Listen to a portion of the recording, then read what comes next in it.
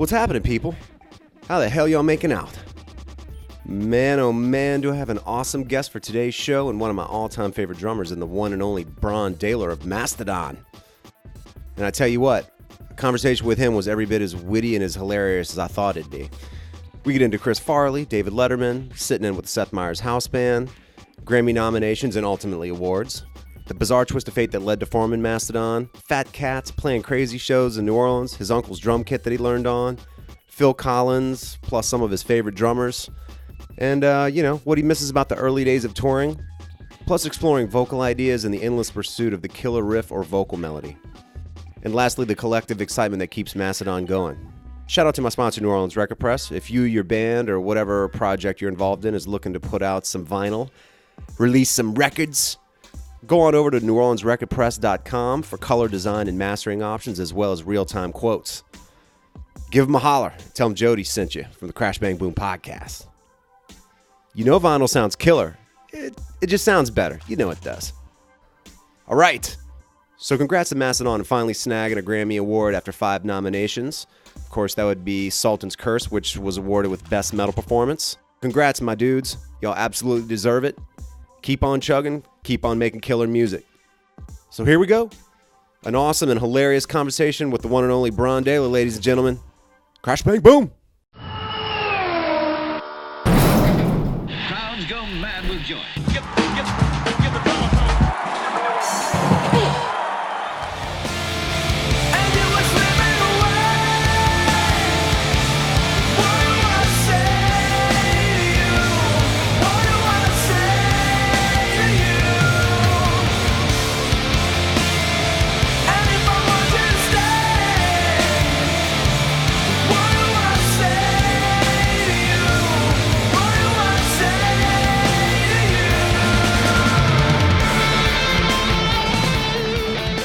Chickadee chocolate, the chocolate chicken. All right, Brann Dailor, what's happening, man? Nothing's happening with you.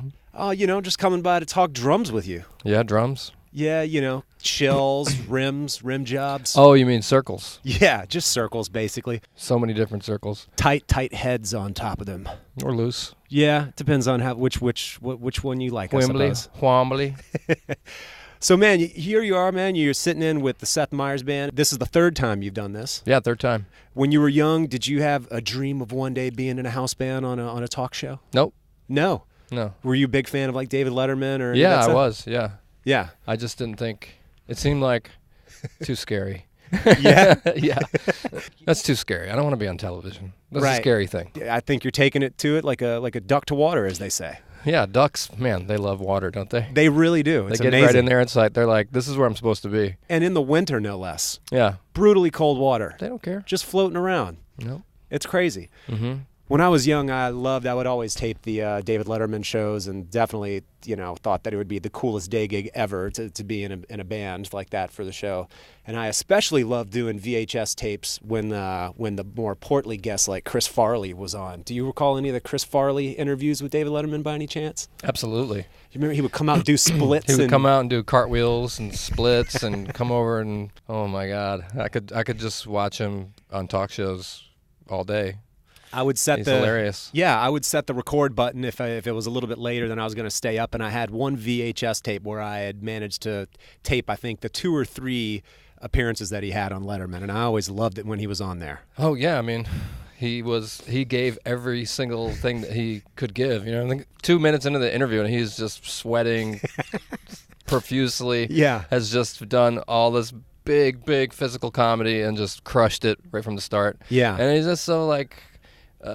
He just seemed like this innocent child when he spoke with David Letterman. Totally. Just a beautiful spirit. A beautiful spirit and a big seemingly baby, and probably might have been on a little bit of cocaine, I would imagine. At the time. I doubt it. I doubt it. That's just pure adrenaline and excitement being on television. I would like to think that. That's a good way of looking at it. That's exactly what it was. Well, two other big guys that I enjoyed as well, and John Candy and John Belushi, all 3 of them, including Chris Farley, were tapped to play Ignatius Reilly's character in what was supposed to be the film adaptation of Confederacy at Dunce's, but all of them died. Oh, no. I hope I don't get asked to be play the part. You might have to gain some weight, though. You think? Or they could put one of those big suits on you. Yeah, if they really just wanted me. Specifically. They just were like, we're not going to deviate from our plan to get Don Brailor in here. What's his name again? Right, exactly. Yeah. Well, man, also as well, something that you got coming up very soon, the Grammys. Congratulations on being... The miniature gramophones. Yeah, on being nominated now. This will be the 4th and 5th time. Thank you. Have you yet to pick up an award? No, I never picked one. I picked one up over at Danny Carey's house. Oh, that's nice. Yeah. What was that conversation like? He seems like an interesting guy. He is interesting. I don't know. You know, he likes basketball, and he's got a really big TV, so you can watch like college basketball games, and it's like it's huge. That's awesome. Did y'all talk much about drums, or did you just watch sports? Not much about drums. Really? Drummers, you know. Oh, yeah? I'm just talking about Billy Cobham and exactly and guys we like, fusion guys. Speaking of which, and this could be go fusion or prog in that direction, years ago I met you. Mastodon played a show in front of just a few people during the Remission tour at Zeppelin's just outside of New Orleans. Always a treat. Yeah, it was Zeppelin's. A little bit of cling clang in that place. It was just, I remember some clangy, a loud carang noise. Yeah. Being in there, you know, have some fond memories of like afterwards. That was fun. What happened afterwards? It's craziness. You know, all the people that are all our friends from New Orleans are just big trouble. Basically, lead us into town and end up emerging from the bar and it's light out and you're like, hey, what happened? That's exactly how it goes. Yeah. I know the bars are almost like casinos in that manner. You can just roll in and then not realize that it's fucking daylight. We outside. played our very first show in New Orleans. Yeah. Oh, wait, the first show ever as a band? Mm-hmm.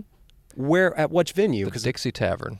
Okay, I missed that show. Probably. Okay. If you said you were there, then you're lying because there wasn't anyone there except for a guy named Broadway Joe.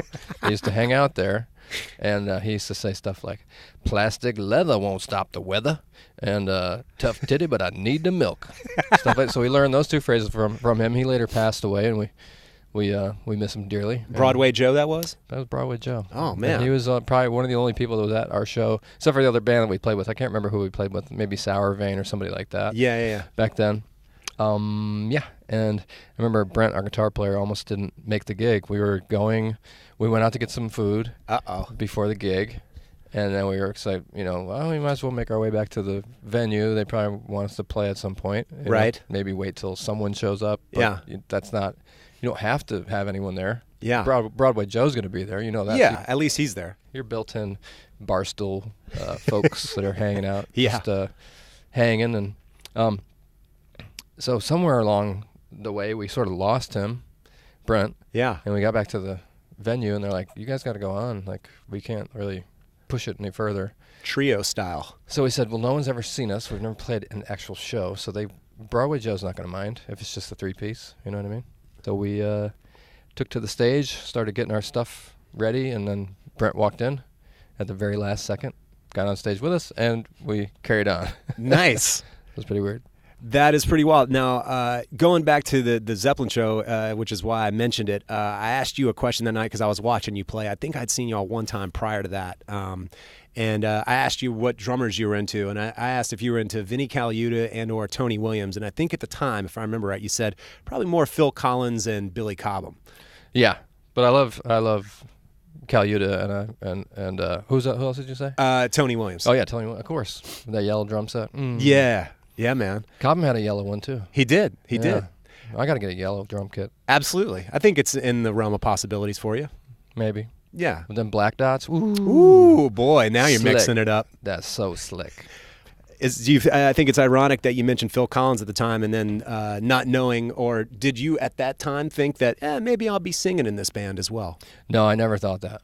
We were so aggressive back then, and my Totally. voice has always been very non-aggressive. And Right. I know I just don't have that voice in me, except for I did sing death metal style vocals on the song Battle at Sea on our demo, and then later turned into, it got split up from Relapse. They only wanted 5 songs for the EP, so we had to split the other songs up between Reptilian Records. We put out a 7-inch with them, a picture disc, and then we had one song that didn't get released that eventually wound up back together with the other songs we recorded for that record and became called Mastodon, which a lot of people think that's just a compilation, but that's how it was originally supposed to be done. And when we originally toured, first couple tours we had, it was just called 9-song demo. Yeah. And we had we would sit and cut out. We had ripped off some Frazetta painting and made a friend of ours made a mismatch of a couple of images, and we wrote Mastodon on it, and just to have something to sell for $5 at shows to get us gas money to the next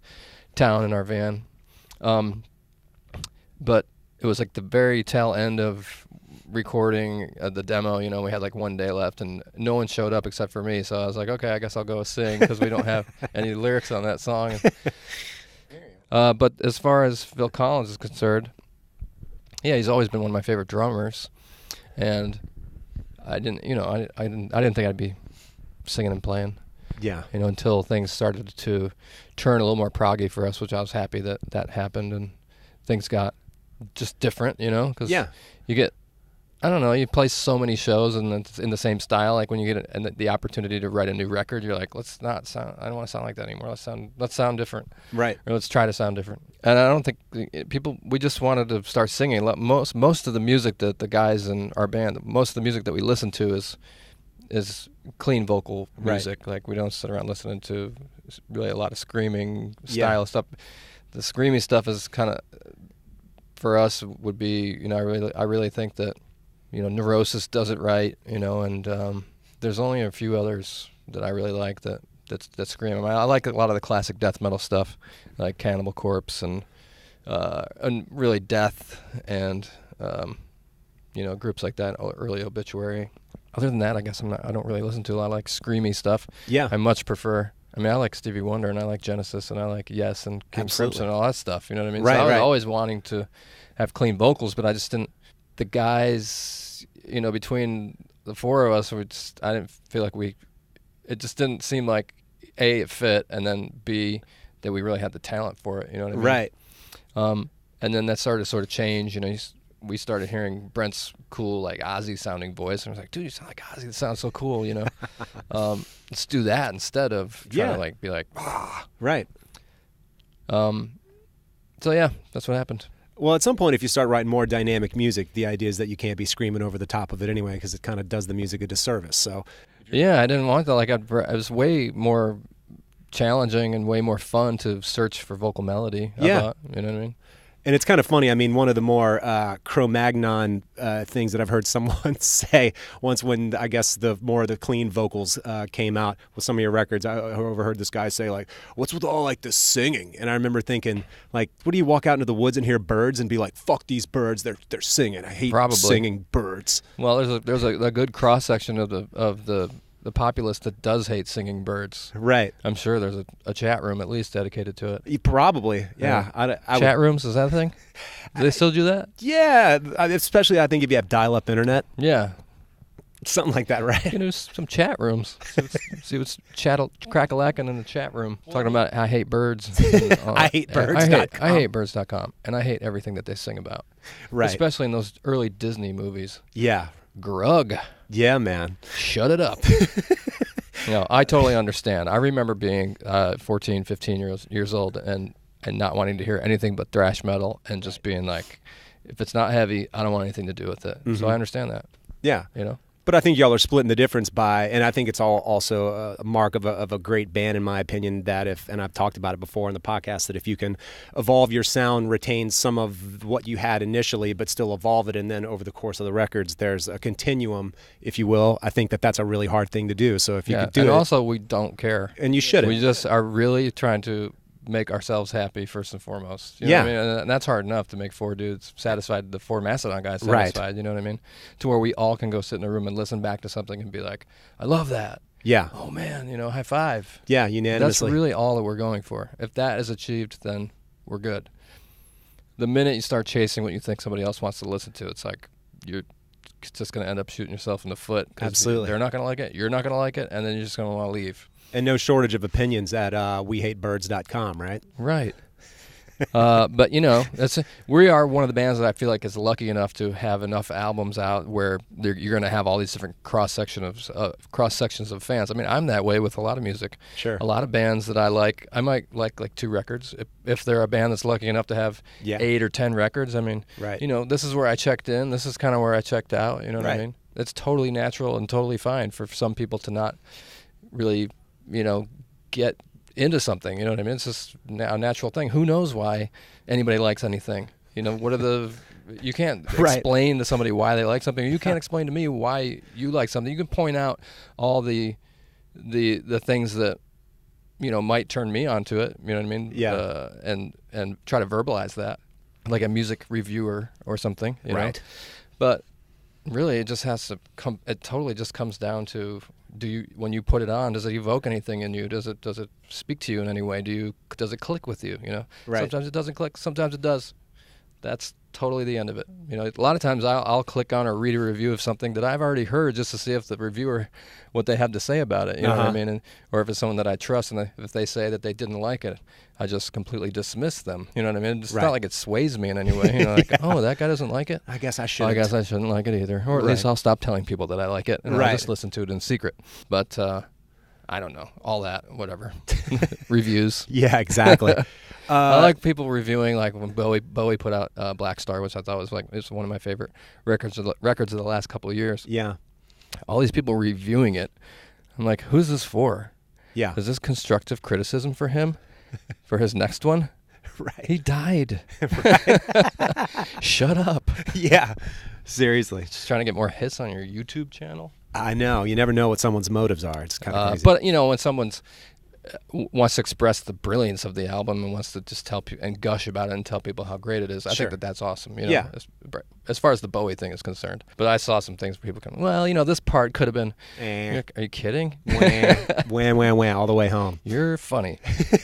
Well, I mean, can you be like a reviewer, if that's the official job title, and only review stuff that you like, or does it come with the job that you have to? No, you have to be. You have to express it. If you didn't like something, I guess you have to. See, I wouldn't want to do that. That's why I would never do the job. Well, you're not a reviewer. I'm not a reviewer. You know what I mean? I play music, and I write music, and I'm doing that, and while they're reviewing it, I'm working on something new. You know what I mean? So that's cool. And I just don't have it in me to like tear something apart. You know what I mean? And with a lot of stuff, you know, with the Mastodon stuff, if I read or listen to a bad review, a lot of times I can see their point. You know what I mean? From a total, like a clinical type of point of view. I can be like, yeah, you know, you're right. Maybe that part dragged, or maybe, you know, I understand why you feel that way, or I get that, you know. But there's a certain emotional aspect to music, which I think some reviewers might like leave out. You know what I mean? Where you're just paying attention to the fireworks, the way that the fireworks looked, and not the way that the fireworks made you feel. You know what I mean? So, I could go either way with some guy. I could totally side with somebody that gushed about the album. They loved it. It worked for them. It hit them in the same way that it worked for me when we were in there listening to it back with my friends, and we wrote it, and we had that emotional spark and that connection with that particular song and that all those moments that went into making that thing. I go, yeah, this guy nailed it. But then somebody will talk a bunch of trash about it, and I'll say, I see that too. Right. You know, I get how you can say that. Yeah. I understand. It hurts my feelings. Because we put everything we have into it. Exactly. You know, like most other bands, if they're a rock band and you're writing music with the three other dudes that are, you know, you're sitting in a basement or you're in a studio and you're writing music together. Yeah. You're, you know, as much as I might not like it, those four people are in the studio like banging their heads to it and absolutely loving it and really excited about something new that they've created. You know what I mean? Yeah. I'm like, it doesn't click with me. I don't know, you know. Exactly. But I would never come out and say something like that just because I know how hard it is to slug through the 8 to 10 months that it takes to write an album, and there's a lot of work, and it's a lot of banging your head up against the wall to try to crash through those walls that get put up during a writing process. Like you just get, you know, there's a lot. It's a roller coaster ride, you know. It's a up and down, and one day you leave the studio and you're like feeling so good about everything, and then the next day it could be just like it's so manic, you know. Of course. Like the next day you're just like everything sucks. I just want to scrap it and just start over. Right. I hate everything that we're doing, and then you can't sleep that night, and everything's terrible, and you know that's like the end of the world. You know what I mean? I don't even know what I'm gonna do. I think I might quit this band. You know, just like you can really spiral out. You know? Yeah. Next day, you come up with one riff, and it completely changes everything. Yeah. You're just like, I'm so amped on this now. We found that piece, you know what I mean? That Right. gives you that little piece of hope. It's almost like a gambler, you know, that gets that, you know, you pull that arm and it pays out like Right. $10 or something, and you're like, it gives you that little dopamine rush that you need to keep going. You know what I mean? Absolutely. To keep you at that one-armed bandit. Uh-huh.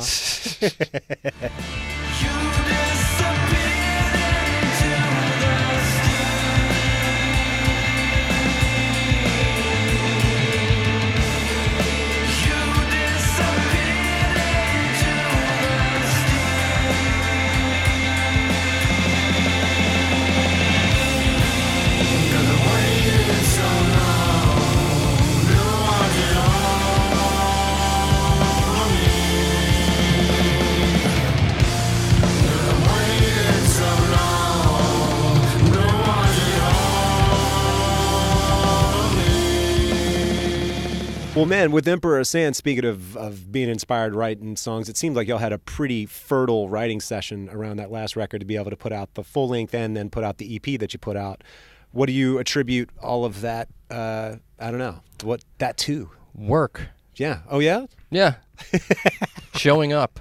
Right. Showing up on a daily basis at 10 o'clock in the morning and going down in the basement and doing that and having those bad days and those really good days and just plowing through it, really. Not plowing through it, but, you know, just being there and making it happen. That's really what it comes down to. After like 20 years of doing that, you know, it's like you just have to show up and say, yeah, I like that. We could do better. Yeah. Let's see, you know, try stuff. Sit down there for 8 or 9 hours, sometimes 10-hour days, you know, of writing. And then, you know, try to treat it like it is your job, because it is at this point a job. It's an awesome job. It's the greatest job. But, I mean, how cool is that? You know, as frustrating as it can be, but it's so cool that I never had to really grow up. You know? Right. I mean, I'm an adult, and I do adult stuff, you know. Right. But the job part has been, I've been, you know, in a state of arrested development as far as that's concerned, you know. Well, you and I are about the same age, man. What 40 tubular? I'm 41Z. I'm 76, but July 4th, so I'm the 40 bicentennial. wonderful. Yeah, exactly. Yeah, there you go. What led you to the drums in the first place? Was there a particular record that, or video or anything that you saw? Or no, a band my uncle played drums in my grandfather's band, Cinnamon Road. Cinnamon Road. Mm-hmm. Not to be confused with Manila Road. No, not to be confused with that. Interesting. Different. Okay.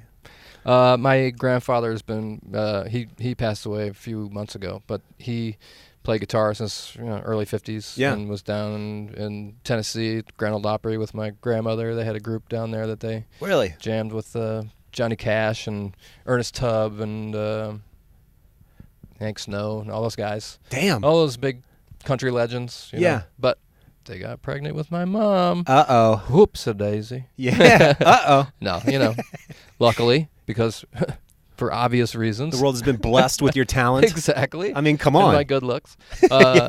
So when I was a kid, you know, my mom had me really young, and we were always at my grandparents' house just because. And there was drums up in the attic, and I'd go up there and I'd play them, and I'd be like, 3 or 4 years old, and I could keep a beat. Wow. You know, and that was nice. I got some encouragement from my family members and stuff would come up and watch me. Oh my God, Ron can keep a beat. Right. Like, yeah, I can do this. Yeah. I don't particularly remember that. 3 years old, not really online yet. Yeah. But I do remember just this feeling of wanting to be with the drums and understanding that there was a pull there. You know what I mean? Uh-huh. That I would think about the drums when we weren't there.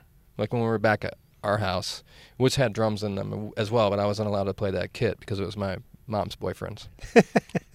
And he played in a band with my mom. They did like Priest covers and Sabbath covers amongst about 100 other popular rock songs of the day, because they were a cover band. They would go out and play like parties and play clubs every weekend, and so they played everything.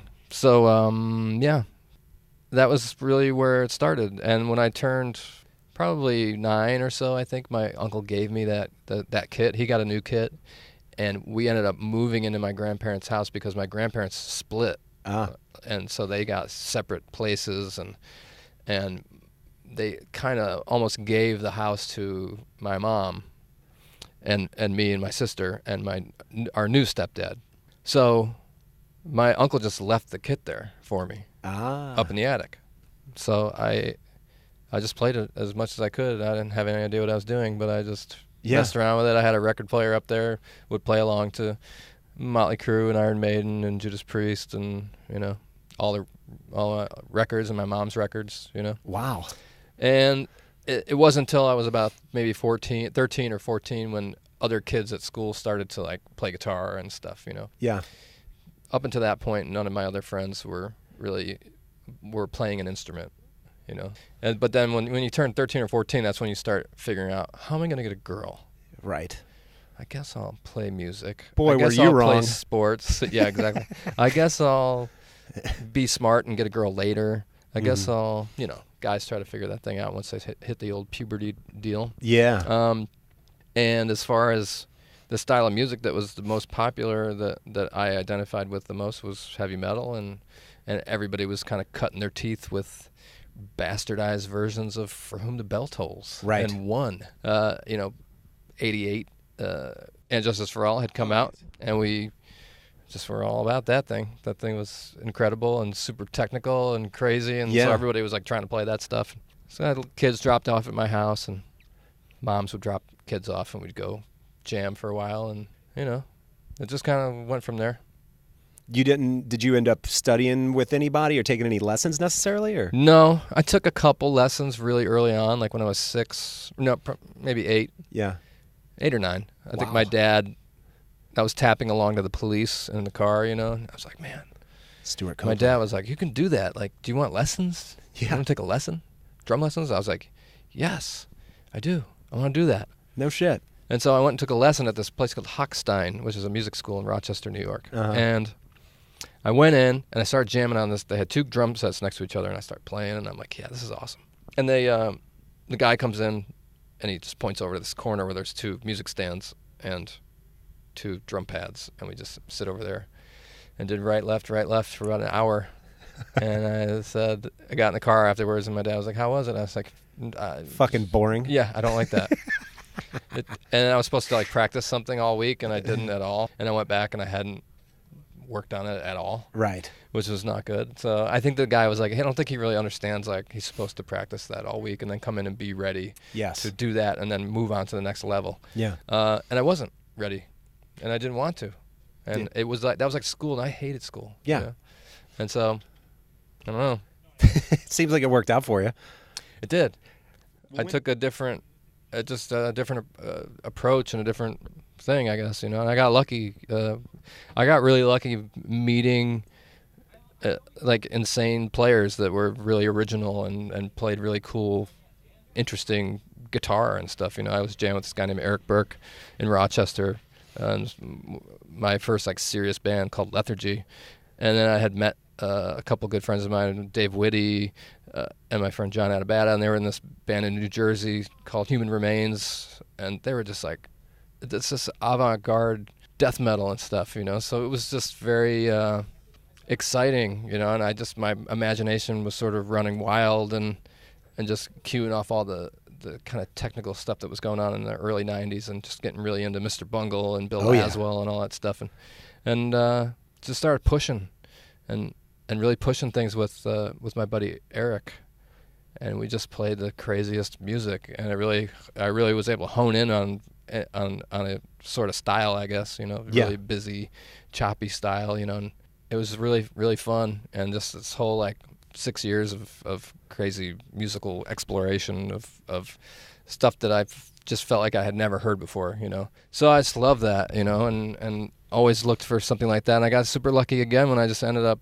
being in Today's the Day, with Steve Austin. He's such a unique player as well, and just had this really crazy, cool sound. And then getting to go on tour with bands like Voivod and Neurosis, Napalm Death, bands that heavy bands that really were super unique and had pushed the envelope, and learning from all those guys, and using all of that and putting it into Mastodon and meeting Brent and his creative genius, you know, and then coupling that with Bill and Troy, and man, it was just like explosion of creative forces and creativity. Yeah. And it just felt like I had never heard anything like that before. You know, what Brent was doing with the hybrid picking and the crazy, the chicken picking, but it was like all in minor stuff, and it sounded really evil, and it's just like, oh, this is so cool sounding, and just being able to dig in and be really excited and passionate about that, you know, and that's really has always been the motivating factor for Mastodon. It's just that we love it so much, you know, and we want to share it, and we want to play it with each other more than anything, you know.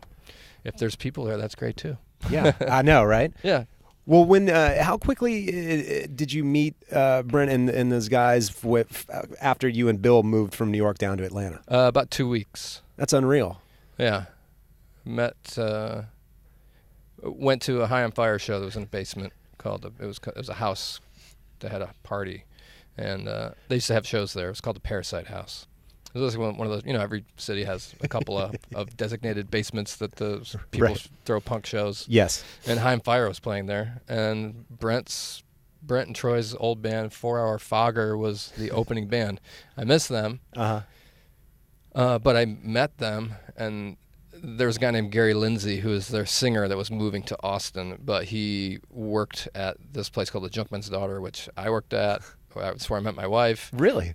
She was my boss. And, really? And I met, and Bill worked there, and Brent used to work there. You know, it was like this kind of just like a crazy clothing store, you know, it's like a big 10,000 square foot clothing store. That like one of those tour destinations, you know, if you're like a touring band, you're like, hey, let's go to a cool neighborhood in town, you know. Yeah. This place called Little Five Points, and that's like the staple of Little Five Points is Junkman's Daughter, and so I walked in there as soon as I moved to Atlanta, like, oh, they hire tattooed people here. I guess I'll fill out an application or give them a resume. Got hired there, and you know, just met everybody through that, pretty much. You know, then we started jamming, and I think we had one band name that we chose, Mastodon, and we didn't have like a list of names. And Brent and Troy, their band was about to break up, so they were looking for someone to jam with, and I said, okay, let's see what we got. But, you know, notorious, this story is out there, been out there for a long time, but the first time, you know, we met Brent, it was like, we went to the bar first, and he, like, almost got in a fight with a cook, and then we, like, ended up going to the jam space to jam, and he was super wasted and just, like, hit this one note, droning, he's like, I want to do some Sabbath shit, man, oh, boy. And I was like, I don't want to do that at all. Like, and when he left, I was, like, talking to Bill, because Bill was like, you got to see this guy play guitar. It's like insane. He's amazing. Oh, no. And I was like, what was that, Bill? You know? He's like, I don't know what happened. I think he was just wasted. But we called him the next day, or he called us. He came over, and he just got on an acoustic and just started ripping. And we're like, that's what we need to do, you know? Yeah. So they already had a few songs that they had been working on, and we listened to those and just made them into our style. And we all just gelled really fast, and we were all like super amped about it. You know what I mean? Like super excited to meet each other, and it was like love at first sight, like one of those kind of things. You know, you got in there, started playing, and it was like, yes, this is what we need to do. We need to follow whatever this is, wherever it's going to go. Yeah. So it's, you know, no one ever thought that. It's not like when you're doing that, you think, oh, we're going to be on tour with Metallica and, you know, in Gothenburg Stadium or something. Or we're going to be playing Wembley or something. You know, or all the crazy, amazing things that have happened since then with Mastodon as a result of Mastodon. It's just so incredible and mind-blowing. But it all stems from that initial spark of creativity between the four of us that had that thing, you know, that you're like, really? I can't believe that Paul McCartney and John Lennon are from the same town. Right. What are the chances? Yeah, exactly. Not that we're anything like the Beatles, but just that cool thing when I mean, I just moved to Atlanta like out of the blue and just met these people that would make my life so awesome, you know. And it could have gone any way, and I thought I'd be putting ads in papers and trying to find people to jam with. I mean, what are the chances? You know it's unreal, yeah. So it's really awesome that happened, and I love those guys to death for all the insane, amazing experiences that we've had, and it's going to be really cool to go to the Grammys and just be there representing and 4th and 5th nominations. That's amazing. That's incredible. Yeah. So it'd be cool to win one. Absolutely. I'm not gonna lie. I secretly want that. But if we don't, it's totally fine. I hear you. I'm hoping you get one. I think it'd be nice. Sure. I'd like you to have one. Thanks.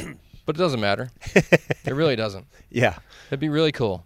And it's like awesome for moms and dads and yes, grandparents, and just like the pride aspect of that. Absolutely. But as far as what it means to our career, in the scheme of things, it's like that's a great thing. But the thing that keeps us going is the never-ending well of creativity that exists between the four of us, and we just keep following that.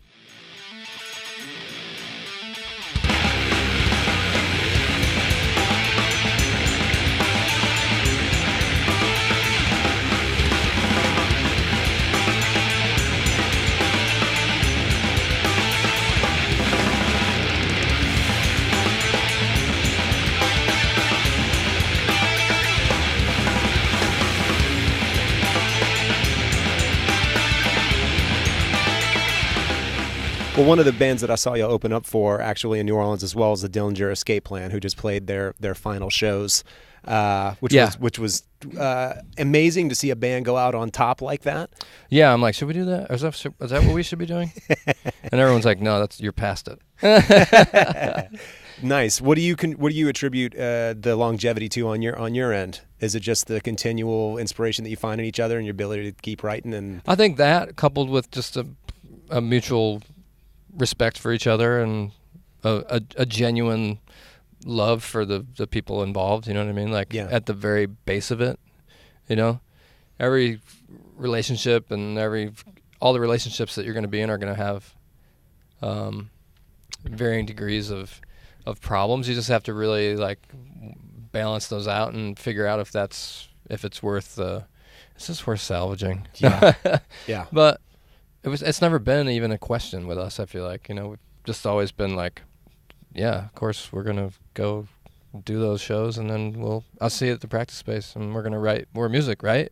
Because there's more music. Yeah. I mean, I already heard Brent riffing some of the most incredible riffage I've ever heard, so I can't wait to put drums to it. So that's nice. That's a reason to, you know, it's just not gonna stop. You know, I don't see it stopping unless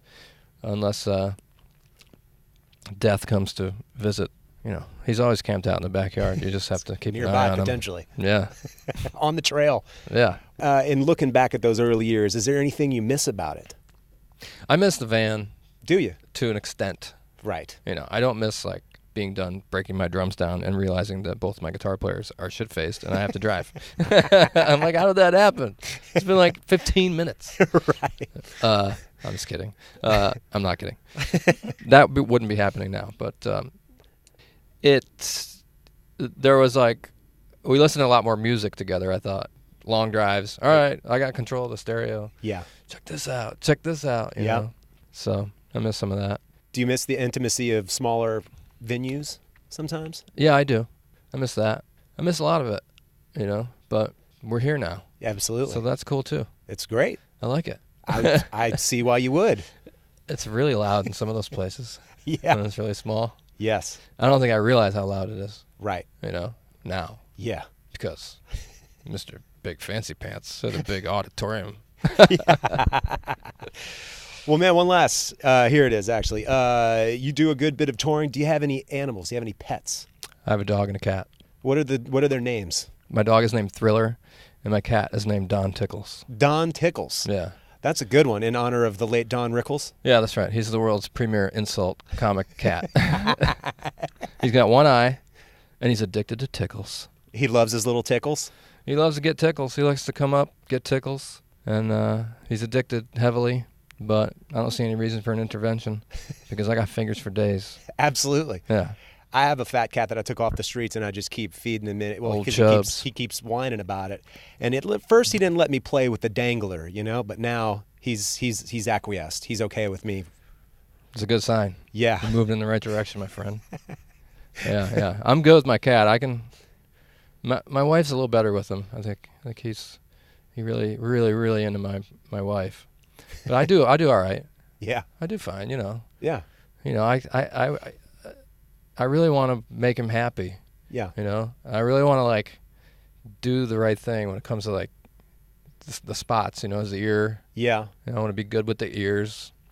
He just likes the face so much, you know. If you try to deviate, you go down the back, he's like, all right, yeah, I guess so, but it'd be way better if you were up on the face right now. He wants a little face massage. He just wants FaceTime the whole time. He don't care about all this. Right. He doesn't care. That's for me, I guess. You know? He's like, I'll let you, but... And he doesn't mind a belly rub. He's good like that. He's fat. He's chubby. Oh, good. I do like a fat animal. Me too. We go and we to the Humane Society. We're just like, where's the biggest cat? They're like, he's in this room over here. He can't even be in the cage because he's just too fat. We're like, all right, we'll take that one, and we slim him down.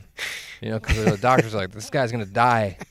You need to slim him down. Then we put him on a diet, and then the cat just ultimately hates us because we will not feed him. But then we got one of them food robots, and we're like, blame the robot. Beat it. Go talk to him. Has it helped the relationship out with you and the cat? I feel like it has. Yeah. Maybe I should get a food robot. I didn't know that was a thing. It's a thing. It's not it doesn't like walk around or anything. But it just if it lets it's portion control and all that good stuff. Nice. He's lost like 5 pounds. Has he? Which for a cat, that's a lot. Yeah. Yeah. Plus, you know, I don't know, but I kind of like him big. Yeah. I'm a chubby chaser when it comes to cats. I hear you. What about the dog? He's a Dalmatian. Oh, okay. Yeah. Not necessarily portly.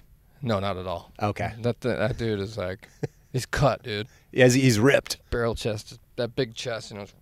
They're worker dogs, you know. They used to run with the horses, so that's why they are synonymous with the fire trucks, is because they have a innate ability to communicate with horses and kind of keep them on the trail. So they would run alongside the horses when the horses would be called to fires. And they just kind of kept them hanging around, even though they don't have any use, except for photos with little kids and stuff. But they're neurotic and overbred and all that good stuff. So I've heard that they're neurotic. He's dumb as hell, and I love him for it. He's not going to try to open the door. Right. He's not going to do that. He's just going to sit there and stare at me until we hang out. Look cute, want to hang out. Absolutely. Are you German, by the way? I think there's some German in me. The name sounds German to me. No, that's my parents were hippies. Oh, okay. Well, if you take the N off, your name is Bra. That's kind of cool. Yeah. Super cool. Sorry, I couldn't help myself. No, my dad, I think my dad was really into Bram Stoker, you know, Dracula, and then so he kind of wanted to do something like that, but they changed it to Bran, and then they found this Celtic mythology about this King Bran, and he discovered the Fountain of Youth. Yeah. And so he's cut his head off and spread his blood around the castle, something like that. I haven't done anything quite like that yet, but I'm working on it. You seem to like to write lyrics or sing songs that sound like they could be something that has to do with that story. Yeah. So there's that. I'm into that kind of stuff. Yeah. Joseph Campbell, The Power of Myth. Yeah, man. That's a good book. Well, shit, man. Also, congratulations on not only having the same head of hair, but the same hairstyle all these years. That is impressive, my man. 97, baby. Keeping it real since 97. Fucking A. If you maintain the same hairdo and the same weight, you will seem ageless. Yeah? Pretty much. Stay out of the sun somewhat? No. Yeah? I don't know. My mom lives in New Mexico. I've seen some people that look like sun-dried tomatoes. Oh, yeah, looking like my dad's wallet. Yeah. Yeah, stay out of the sun. Sure. Sure. There you go. All right. Fucking A. Brann, awesome talking to you, man. Thank you. Good luck at the Grammys. Thank you. Thanks again to Brann for taking the time to rap with me. And again, congrats on the Grammy Award. Check out a little snippet right after this of Brann's synth project, Arcadea. Bandcamp link is in the description. Go get some of that. All right, y'all. We'll catch you on the next one. Crash, bang, boom.